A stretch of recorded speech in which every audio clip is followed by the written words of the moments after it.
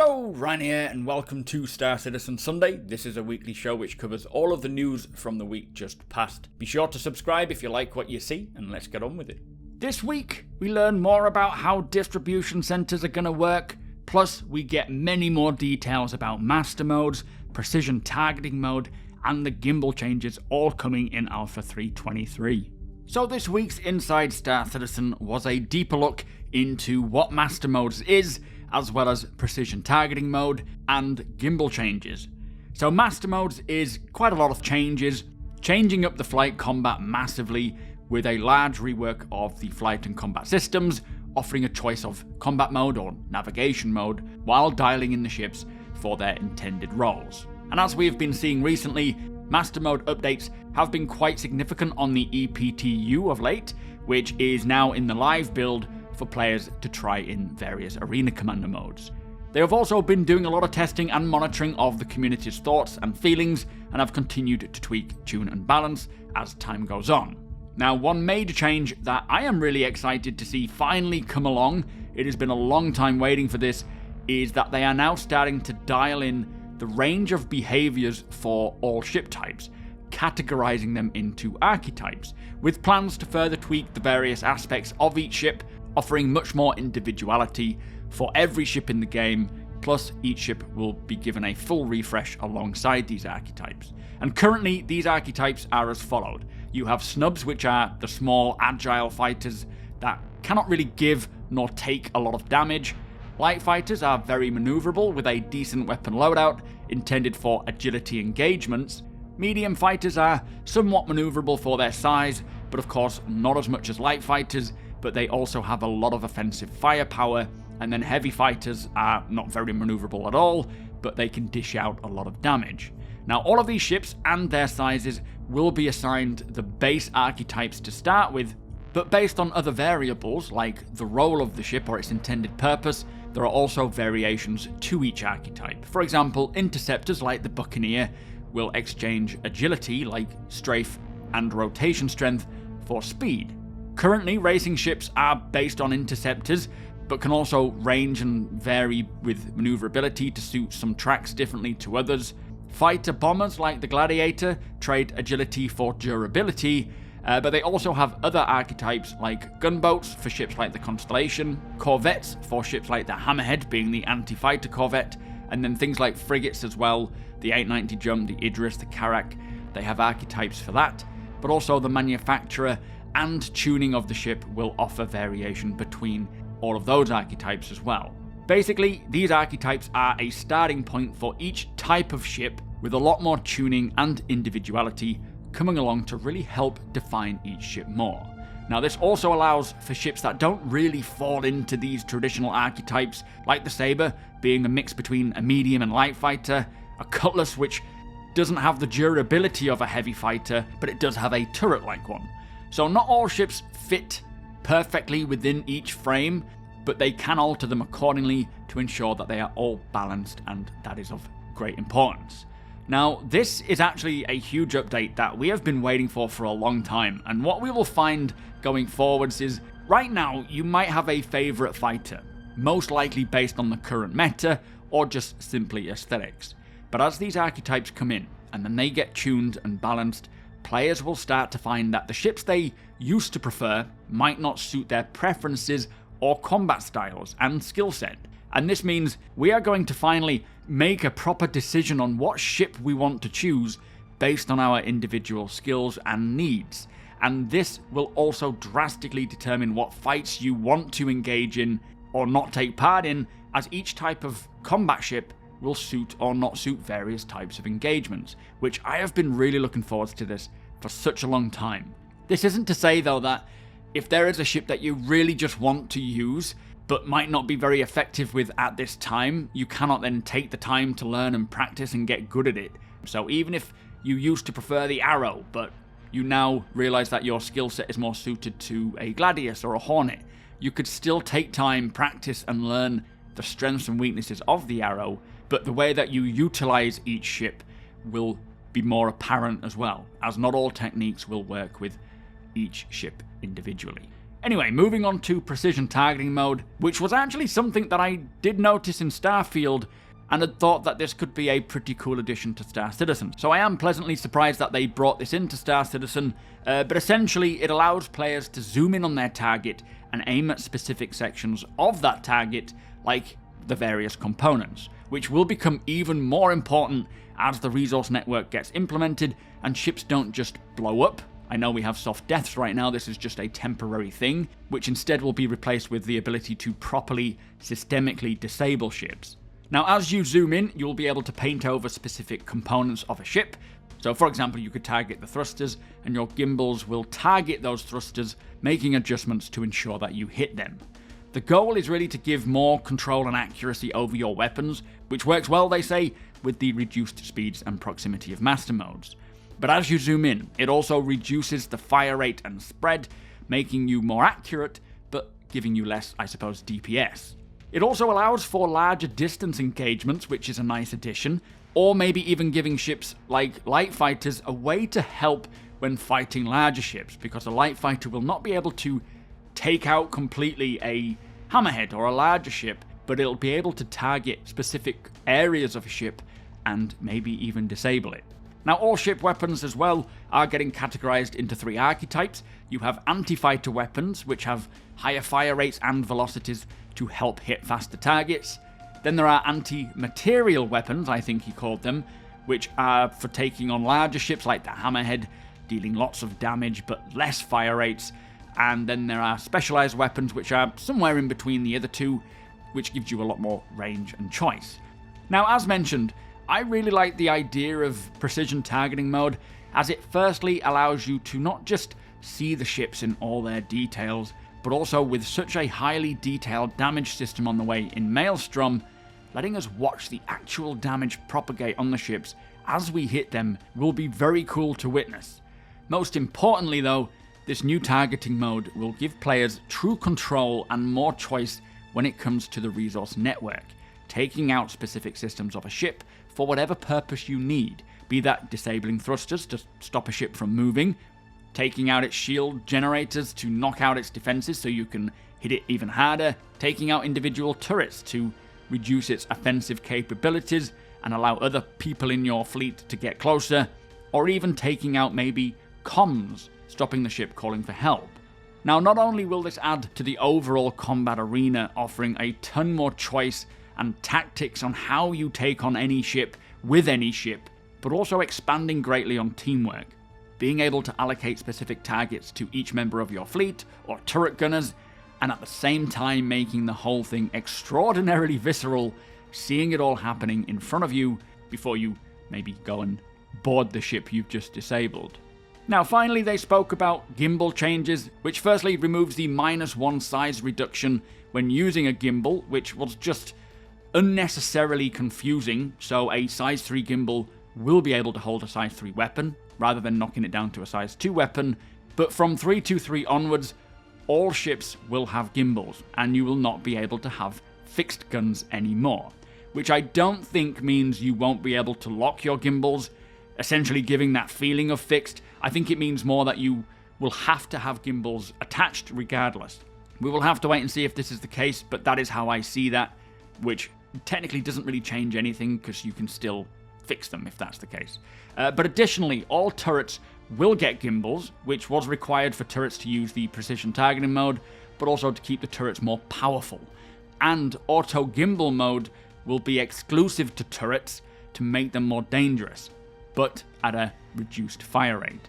So a lot of changes there, but it is great to see auto gimbal mode has gone, aside from turrets, which just gives them more of a deadly option, albeit with a reduced fire rate, but then leveling the playing field a bit more and not having this auto-aim feature. Right now, they say things are going well with modes like Squadron Battle. People are really enjoying that, but 1v1 needs a bit more work and tuning, but things are going well overall.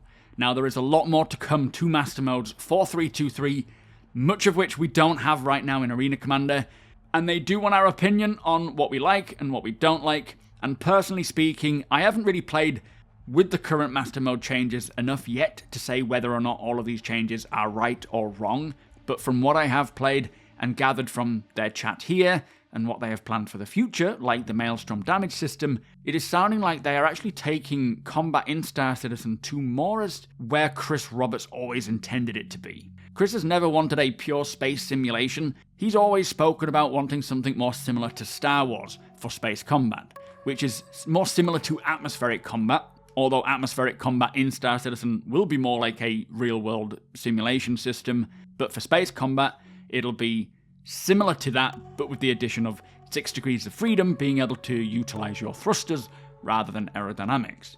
Chris Roberts wants the cinematic experience that you see in Star Wars, which is why all the ship trailers, like the Arrow and Hornet trailers, present that style of space dogfighting.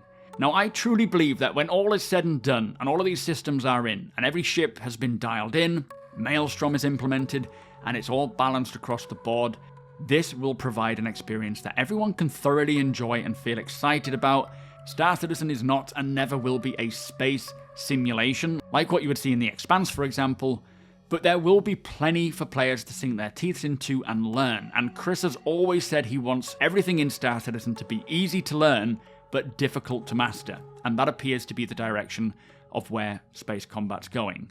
Again, until I get into testing this stuff thoroughly, I cannot say whether every change is right or wrong, but I am certainly eager to give it a full test before giving my opinion, and hopefully it is everything we need, and it can be tuned and balanced to offer something truly special.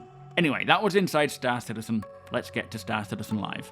So this week's Star Citizen Live began talking to 2 of the developers working on distribution centers, answering many of our questions around all things DCs. The first question is, are the new distribution centers going to be another copy-paste of each other, or will we see some variety? So they say that the main structure of the DCs will look the same, but each distribution center will have variations to them, like a different footprint. Some are smaller than others, and on the exterior they will be styled differently based on the brand or faction that owns them. And the same goes for the insides. They have also been placed next to interesting geological features like a sea, for example, rather than just being dumped on planets randomly. And I think it is safe to say that they certainly seem to look very similar between them all, but ultimately, due to who owns them and their locations planetside, they will feel differently and appear somewhat differently as well. Also, do note that it looks like the environment does impact the visuals, with how sand or ice accumulates around each location, which is a nice touch. Next question is, where are these distribution centers located for 323?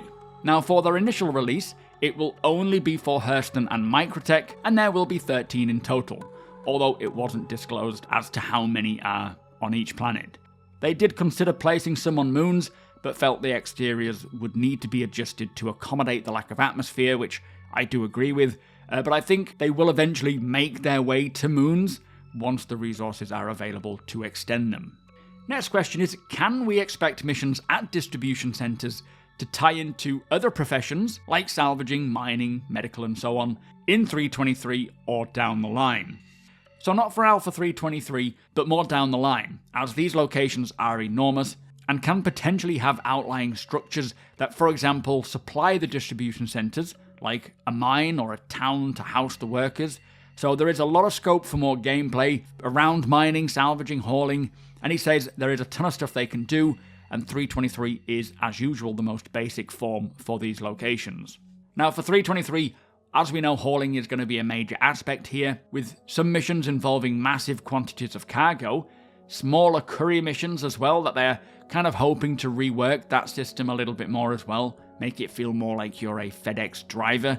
But there are also internal missions, as we heard, where players could be taking cargo from a storage room to the warehouse, or from freight terminals to a smaller structure on the perimeter of the distribution center, which is certainly something that I'm looking forward to. But during this question, Jared did speak about how they are fully aware that combat is very much a lot of the focus for Star Citizen at this time, which is mostly due to Squadron 42 being the priority, thus driving much of what gets worked on first. But they know there are many players out there who would happily play Star Citizen and never fire a weapon, and they want to add just as much gameplay to support them as well as anyone else. And I will say myself, combat in Star Citizen is of course going to make up likely the larger percentage of potential gameplay in the verse, simply due to how combat can support every other gameplay type. For example, security while mining, or escorting while cargo hauling. But it really only makes up about 5 to 10% of what Star Citizen is intended to be. And if you want combat, you can find it. If you don't, there will be many ways to avoid it depending on what you're doing and where you're going. Star Citizen is not a combat game. It has combat, but it has always intended to be just a universe where players could live out their days doing whatever they want to do. Next question, are there any abandoned or derelict distribution centres planned? And they say not at the moment, but there is no reason why they wouldn't be able to do that. It would make sense for a place like Pyro, they say, to have an abandoned distribution centre that maybe becomes a point of contention for players to fight over and defend. So most likely in the future at some point they will do this, and I will point out that a long time ago, when the cargo decks and refinery decks were first added to the roadmap, there were also derelict versions of each of these. Obviously these haven't materialized yet, but it has been said multiple times in the past that Cloud Imperium will create all manner of points of interest types like buildings, structures, space stations and more, with many of them, if not all of these, having a derelict version available as well. Next question, is it planned to have distribution centres connected by road networks with smaller outposts or settlements? And they say they don't see why not. There could even be a road connecting one distribution centre to another. They could have a town with roads within the town internally that become more like dirt roads as they branch out connecting to other locations. Now, roads are definitely something Cloud Imperium want and have spoken about on a number of occasions, and kind of last we heard was once rivers and lava rivers are done, they will use that kind of tech to help build out the road network. And personally speaking, I think it is highly likely that we see many locations planet-side connected by roads of various types, like towns or different settlements, but also giving players the ability to lay roads when base building so that we can connect our own settlements and bases to one another. That hasn't been confirmed, but I think it is extremely likely that this option will be available. Now the next question is, will distribution centres ever be able to be operated or held by orgs or players? Now they did say that if players come along with enough of a force, then yes, you should be able to take them over and defend it against others. But in regards to operating them and generating missions, or a commodity or product, there is a lot of potential for these locations to utilize systems like the resource network, giving players an opportunity to generate things at the distribution centers. And of course, if players are using these locations to create products or physical items, then materials are going to be required for these items to be manufactured. So missions could then be put out by players for other players to bring these resources and haul them to these locations. Now, although during this point, Jared does explain that they are doing a lot of theory crafting here, and nothing has officially kicked off for this stuff, but he also says that this is how many features in Star Citizen come to fruition, through devs and other sources like the community, theory crafting ideas, which often lead to coming into the game. Now, I also want to point out myself that a long time ago, this was always said to be the plan, having factory nodes for players to run and operate or fight over, which produce items for the markets that help to create the supply chain for products. And with player crafting and the use of fabricators and blueprints now being a thing, there is a lot of potential for these types of locations to become that very thing. In fact, as soon as I heard about distribution centers, I immediately assumed that these locations were probably requested by the upper echelons, like Tony Zurovec or Chris Roberts, to become that very thing. As originally, these sort of factory nodes were just meant to be space stations. But of course back then, procedural planets weren't planned, and now they are here. Now if you want to learn more about the future of distribution centers, I did do a video where I spoke further about how impactful they will be in the game, especially for the economy. And it is great to hear this kind of talk, but of course the two developers who are here presenting the distribution centers were not here during those days. So the likelihood is they're just not aware that this is already part of the long-term plan for Star Citizen, and likely these locations, they were likely just asked to build them with a lot of scope. Now the next question is, what can you tell us about raids? So, raids, they say, are intended to be more endgame missions for Star Citizen, but don't worry, there is no endgame as such, where you can dip into these missions and find maybe super rare loot or high-value items. These ones specifically will take place at distribution centres that are owned by big companies and will take you deep within the distribution centres' underground areas, which will involve, firstly, maybe fighting through the airspace, landing and approaching on foot, fighting your way inside, and then making your way down deeper into the facility to complete your mission. And then, of course, you've got to get yourself out of there. They will be very difficult, you will need to be organised and work strategically to get in and out, as reinforcements will eventually come in. You could also maybe use the resource network to help yourself or hinder your opposition as well.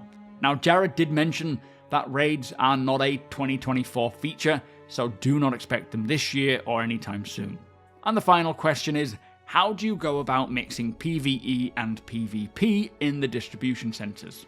Now, they say that each distribution centre is very different and offers different experiences, and this also means various levels of security as well.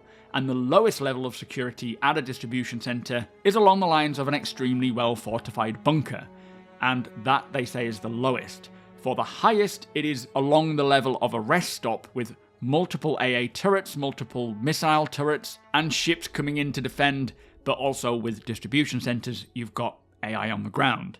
Now, for 323, DCs will range from friendly to hostile, with everything in between. A hostile distribution centre is a location that doesn't welcome players at all. You will be fired upon as soon as you arrive with whatever they have available. And friendly distribution centres are very welcoming as long as you have a neutral rep or above with the owner of that location. These will also be more towards the level of rest stop security, so they might have armistice zones, and doing missions to these locations will be safe and you will not get attacked. So it sounds to me like these distribution centres will potentially have the artificial restriction from you drawing your weapon. They might not if the turrets are good enough, but until they have a fully fleshed out law and order mechanic offering the systems to help push back against criminals and pirates, like for example having an NPC force that can come in and fight for you, I guess they may have to artificially restrict it. They also mentioned that they have a very detailed plan to get the security and law system more robust and more punishing as well, and will be trying many of these different methods and systems over time to see which ones work, which ones don't, and where to go. Not to mention, there will be an updated service beacon system at some point that will allow players to put out help beacons for other players to come to their aid. So that was the Q&A for the upcoming distribution centres. Plenty of interesting gameplay coming for them, and as they have said here, if you want to stick to the save for distribution centres and just focus on, say, cargo hauling, you can do so without getting attacked every step of the way. However, if you want combat, you can find that as well. Now, the second half of Star Citizen Live was with one of Star Citizen's longest-serving developers, Forrest Stefan, who was practically one of the founding members, coming on board to work for Chris Roberts before the Kickstarter even began. So, great to chat to him. Really nostalgic for myself, hearing from him and hearing about the early days, and also some good insight from him on how Chris Roberts is and how he works. So I highly suggest watching it if it is of interest to you, but nothing about the current development was highlighted. So also this week, the roadmap was updated, which I have covered in a separate video that I will link below. There was also a new Capture the Idris mission available for players to take part in which various Idris were manned by NPCs, and one of which being manned by Cloud Imperium devs, giving players the job of taking them on and boarding them to take them over.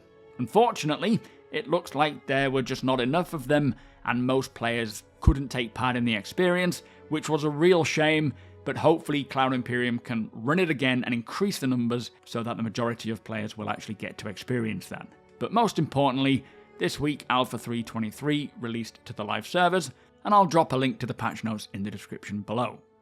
So that brings us to the end of the show. If you do enjoy my content, please consider subscribing and hitting that like button. Also, I am able to do this thanks to my very generous patrons and channel members. If you appreciate what I do and would like to help make it even better from as little as $1 a month, all of the links are provided below.